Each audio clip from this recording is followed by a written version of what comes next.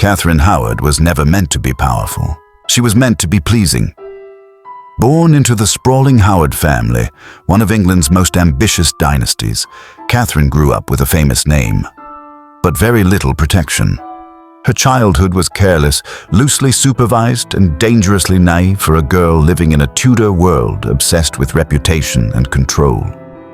She was sent to live in the household of her step-grandmother, the Dowager Duchess of Norfolk, a place known less for discipline and more for quiet indulgence. Young girls slept unsupervised. Doors were left unlocked.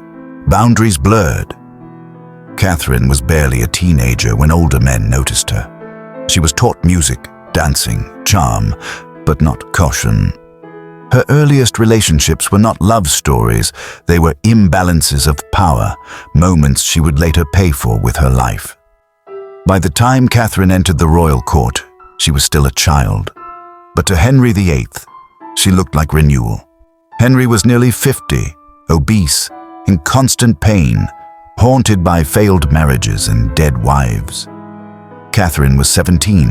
When Henry saw her, he didn't see a girl. He saw escape.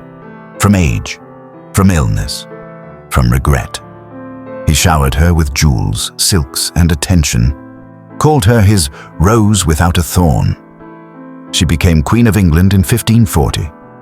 Almost overnight, Catherine went from overlooked girl to the most powerful woman in the country.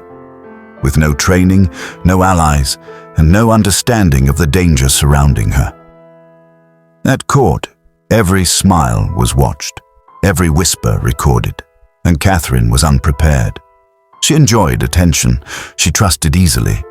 She did not understand that queens were not allowed mistakes. Soon, rumors began to surface. Men from her past, Francis Derham, Henry Manox, names Catherine likely believed she had buried forever, resurfaced. And worse, during her marriage, she grew close to Thomas Culpeper, a favored courtier.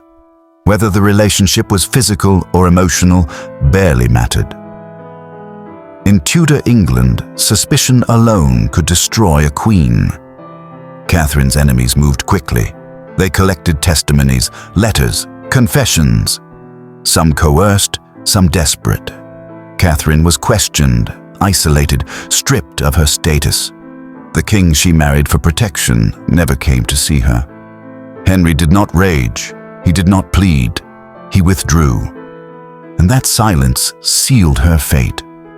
At just 19 years old, Catherine Howard was charged with treason, not for political conspiracy, but for failing to meet the impossible moral standards placed on queens. She was imprisoned in the Tower of London, alone, terrified, fully aware of how this story always ended. On the night before her execution, Catherine reportedly practiced placing her head on the block, rehearsing how to die with dignity.